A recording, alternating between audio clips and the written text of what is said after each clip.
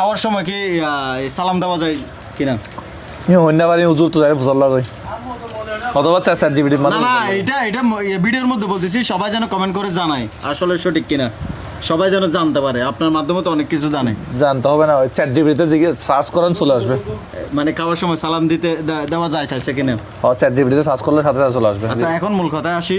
ভাই দোকানটা খুলছি বেচা কিনা করার জন্য, মানুষকে সেবা করার জন্য, মানে খাওয়াই সেবা করার জন্য। কিন্তু এখানে যারা সহযোগিতার জন্য আসতেছে, আমি আপনারা দুইজন মানুষের জন্য আমি বিরক্ত হয়ে যাচ্ছি। এটা যদি একটু ভিডিওর মধ্যে বলে দেন তাহলে টিজে ফুড কর্নারের জন্য একটু উপকার হতো আর কি। কি মানুষ দূর থেকে আসতেছে, মানে এই জায়গায় এসে বলতেছে মোজাহার ভাইকে একটু বলেন এই চিকিৎসার কিছু টাকা, এইটার জন্য সাহায্য, এই বিষয় নিয়ে যদি একটু কিছু বলতেন। আর অনেকে আসতেছে যে ওই টাকা মেরে দিছে যে বিষয় নিয়ে, মানে অনেকগুলো ওই যে ফেকারির বিষয়গুলো নিয়ে আসতেছে আর কি। ভাই যাদের টাকা মেরে দিয়েছে তারা থানায় যান, আর যাদের সাহায্য দরকার যারা এখানে আসতেছেন, আসলে এইখানের সাথে এই দোকানের সাথে আমার সাথে ওইরকম কোনো সম্পর্ক নাই, ঠিক আছে? তো এটা রিয়ান ভাইয়ের ব্যবসা, এটা রিয়ান ভাই করতেছে, এটা রিয়ান ভাইয়ের পারিবারিক ব্যবসা, এটা রিয়ান ভাইয়ের বিষয়। আর আমি এখানে মাসে একবার আসি বা মাঝে মধ্যে আসি, ঠিক আছে? মাসে আসলে না এরকম আর কি। তো কিন্তু এখানে এসে যে অনেক কাস্টমার থাকা অবস্থা দাঁড়ায় থাকে, জিনিসটা একটু বিশ্রী দেখা যায়, বিব্রতকর। হ্যাঁ বিব্রতকর। এখন একটা মানুষ দূর থেকে যদি কুমিল্লা থেকে, নোয়াখালী, ফেনী থেকে বা দূর থেকে, ডিস্ট্রিক্টের নাম বলবো না যেগুলো বলছি, কিন্তু রিসেন্ট এরকম কি ঘটনা ঘটছে? রিসেন্টলি একজন কুমিল্লা থেকে আসছে, এসে কাগজ নিয়ে বলতেছে ভাই মোজাহার ভাইকে আমি বলছিলাম এখানে আসতে বলছে,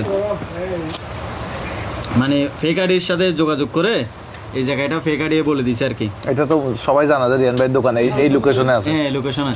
তো এত দূর থেকে যদি গাড়ি ভাড়া দিয়ে আসার পর যদি, তো ওর মোবাইল নিয়ে দেখছেন কোন নাম্বার থেকে যোগাযোগ করছে? বা এগুলো বন্ধ করে দিয়েছে নাম্বারগুলো, মানে যে এই লোকেশনটা দিছে এগুলো বন্ধ। তো বিষয়টা আসলে খুব কষ্টকর। এত দূর থেকে যে আসবে, আসার পরে যদি যাদের টাকা মেরে দিচ্ছে তারা থানায় যাবেন, সিআইডিতে যাবেন। আর যাদের সাহায্য দরকার হয় তারা, আমি আসলে এভাবে আমার ঘরে আসলে বা কারো দোকানে ব্যবসা প্রতিষ্ঠানে আসলে আমি এরকম কাউকে আসলে টাকা পয়সার লেনদেন এরকম করি না।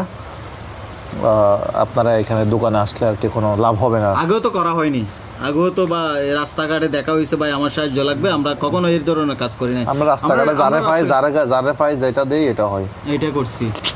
কিন্তু এগুলো থেকে একটু দূরে থাকবেন, প্রতারককে একটু রাখবেন আর কি। মানুষ তো আরো সুযোগ করে দেয়। এই ভিডিওতে অনেকে কমেন্ট বক্সে নাম্বার দিয়ে দিবে যে আমার এই নাম্বারে টাকা পাঠান। তো ওরা প্রতারিত না হয় কারা প্রতারিত হবে? কমেন্ট বক্সে নাম্বার দিয়ে দেয়, ওখান থেকে প্রতারকরা নিয়ে ফোন দেয় যে ভাই এই বিষয় এখানে যান, আমাকে 500 টাকা দেন, 1000 টাকা দেন, ও 500-1000 টাকা খায়, তারপর এই লোকেশনটা এখানে দেখাই দেয়। তো এই যে এই জিনিসগুলো করবেন না, এই বিষয়গুলো করলে আসলে মানুষ বিভ্রান্ত হয়ে যায়, আমাদেরকেও ভুল বুঝতেছে, আসলে অনেক বঞ্চিত হয়ে যাচ্ছে। আমরা যে কাজগুলো করতাম এখন করতেছি না, ওই কারণে অনেকগুলো ফেক আইডির কারণে এখন ওই কাজগুলো করতেছি না। সতর্ক হয়ে যান, ভালো থাকেন, সুস্থ থাকেন, আসসালামু আলাইকুম।